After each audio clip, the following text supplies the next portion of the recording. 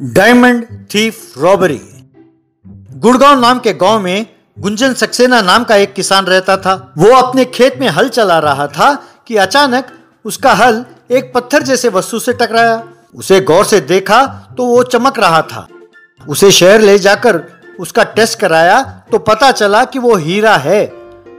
तब गुंजन अपनी पत्नी प्रीति से, प्रीति क्या तुम जानते हो कि सवेरे खेत पर हल चला रहा था कि हल से कुछ टकराया, देखा तो वो हीरा था। मैंने उसे शहर में जांच कराया, उन्होंने उसे हीरा कंफर्म कर दिया है। पर एक प्रॉब्लम है, अगर ये खबर फैल गई तो सरकार उसे हमसे छीन लेगा। जब हम किसी को बताएंगे नहीं तो उन्हें पता कैसे चलेगा? हाँ ये तो सच है, हम किसी को बताएंगे नहीं तो किसी को पता नहीं चलेगा, तो फिर डरने की जरूरत नहीं है, कहकर उस दिन आराम से सोए। सवेरे उनके घर कुछ अधिकारी आए। क्यों भाई सक्सेना, सुना है कि तुम्हारे खेत में हीरा मिला है। क्या तुम नहीं जानते कि ऐसी कोई कीमती वस्तु मिले तो उसे सरकार को सौंपना चाहिए? उसे तुम रखना चाहते हो? चुपचाप हमें सौंप दो वरना तुम्हें अरेस्ट करना होगा, कहकर घर की तलाशी ली और उस हीरे को लेकर और फिर उसे आंकने के बाद, ये तो बहुत ही कीमती और अनूठा हीरा है, इसे यहाँ के म्यूजियम में प्रदर्शन के लिए रखेंगे, इसे देखने लोग म्यूजियम आ सकते हैं, कहकर उस हीरे को म्यूजियम में पर्याप्त सुरक्षा के साथ प्रदर्शन में रखा। क्योंकि वो हीरा उसी गांव में मिला था तो लोग म्यूजियम के बाहर लाइन लगाने लगे। अरे बेचारा सक्सेना कितना बदकिस्मत है, वो बहुत मुसीबत में है। उसकी 5 बेटियां हैं, उनकी पढ़ाई, शादी, ऐसे बहुत सारी जिम्मेदारियां हैं। अगर ये हीरा बेचता तो उसकी सारी मुश्किलें दूर हो जाती और वो इस गांव में सबसे धनवान होता। पर देखो उसका भाग्य खुलने से पहले ही बंद हो गई। यूं बात कर रहे थे, सक्सेना ने फैसला किया कि सरकार से उस हीरे को किसी भी तरह वापस लेना होगा।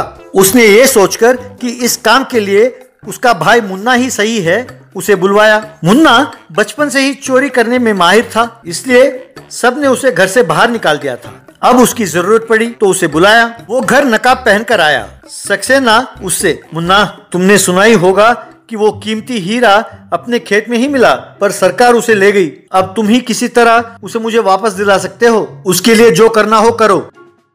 अरे मेरे भोले भैया, तुम इतने मुश्किल से बड़े परिवार को चला रहे हो, ये सोचकर तुम्हारी मदद करना चाहता था, पर सीधा देता तो तुम पैसे लेते नहीं, पैसा है कहकर मना कर देते। इसीलिए उस हीरे को मैंने ही तुम्हारे खेत में छिपाया था, पर अब सरकार उसे ले गई। कोई बात नहीं, तुम चिंता ना करो, उसे किसी तरह वहाँ से मैं उठा लूंगा। इस बार उस हीरे को बाजार में बेचकर तुम्हें सिर्फ पैसे लाकर दूंगा। अरे मुन्ना, जो मेहनत तुमने मेरे लिए किया सब बेकार चला गया, पर दोबारा म्यूजियम से चोरी करोगे तो मुश्किल हो जाएगा। सोच लो, वहाँ सुरक्षा का पूरा प्रबंध है। भाई डोंट वरी, वहाँ का हीरा वहीं रहेगा, पर नहीं रहेगा, ये मुझ पर छोड़ दो। इस मुन्ना के बारे में तुम ही नहीं, ये दुनिया भी नहीं जानती। यूं कहकर उस रात को म्यूजियम में चोरी के लिए प्रवेश किया। छत से रस्सी बांधकर धीरे से नीचे उतरा। हीरा एक टेबल पर एक कांच के बॉक्स में रखा था। ऐसा प्रबंध किया गया था कि उसके छूते ही बिजली की शॉक लग जाती। तुरंत अपने भाई को फोन करके, भाई तुम्हारी जरूरत पड़ गई है, यहाँ हीरा मेरे सामने है पर उसके चारों ओर बिजली का जाल बिछाया है, पर यदि तुमने यहाँ का बिजली को बंद कर दिया तो मैं हीरे को गायब कर सकता हूँ। पर बिजली को कैसे बंद करते हैं ये तो मैं जानता ही नहीं। अरे अब तुम्हारे हाथ में क्या है, तौलिया है ना, उसे पानी में भिगोकर उन दोनों वायरों पर फेंक दो, बस बिजली बंद हो जाएगा। सक्सेना ने वैसे ही किया तो ट्रांसफार्मर फटा और बिजली बंद हो गई। बस इतनी सी देर में मुन्ना ने उस हीरे को गायब किया और टेंशन से नाखून चबा रहे सक्सेना के सामने जाकर खड़ा हो गया। सक्सेना दंग रह गया। भाई तुम आ गए, हीरा गायब कर लिया ना, कोई परेशानी तो नहीं हुई?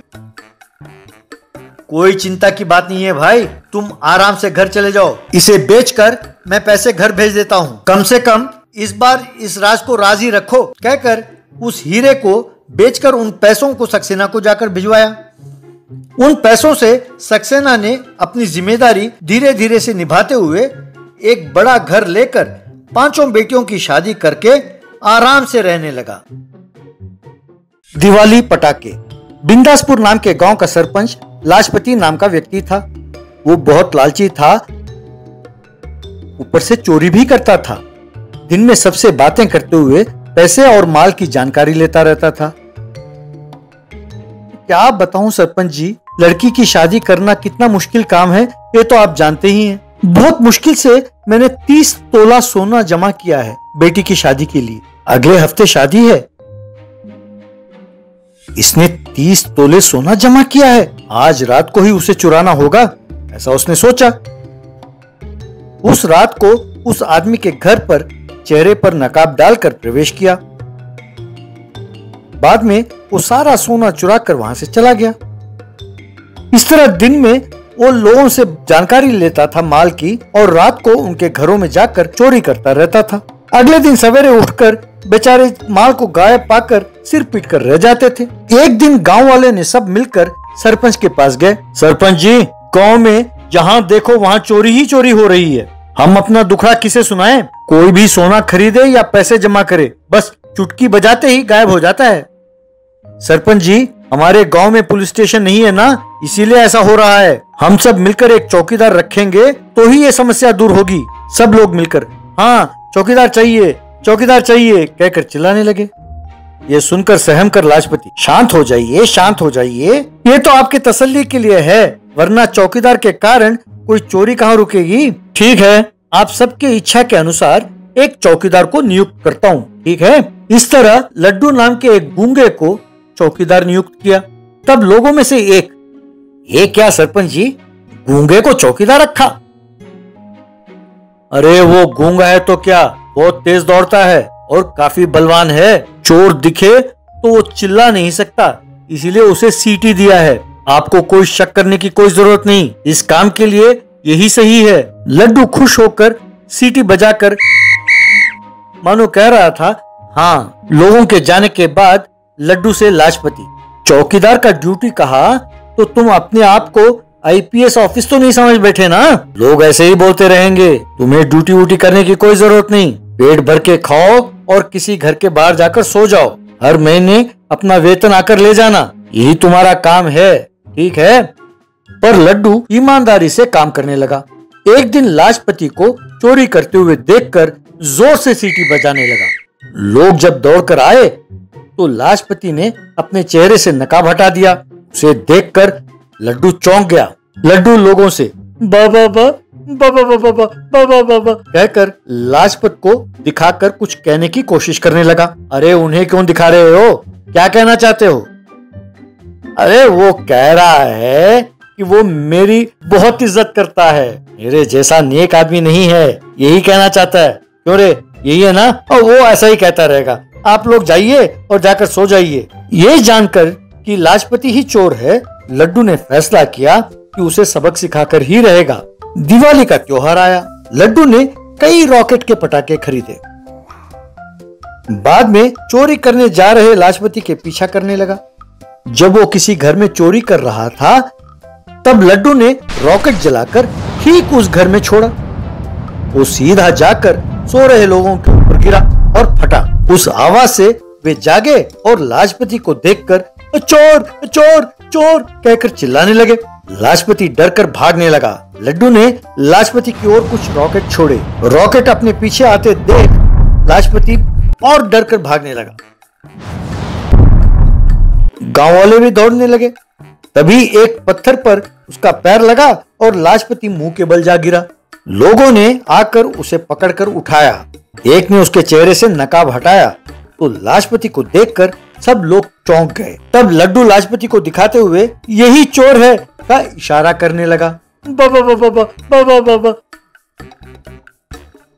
अच्छा, हम समझ गए लड्डू कि तुम क्या कहना चाहते हो, यही चोर है ना? बाबा बाबा कहकर सर हिलाने लगा। क्यों, सरपंच होकर चोरी करते हुए तुम्हें शर्म नहीं आती? लानत है, हमने तुझे वोट इसलिए दिया था। हट, इसे 4 रसीदते हैं और फिर पुलिस को सौंपते हैं। चलिए। फिर सब लोगों ने मिलकर उसे मारा और पुलिस को सौंप दिया और उसे जेल में डाल दिया। बाद में सब लोगों ने लड्डू को हार पहनाकर उसे सम्मानित किया। लड्डू बहुत खुश हुआ।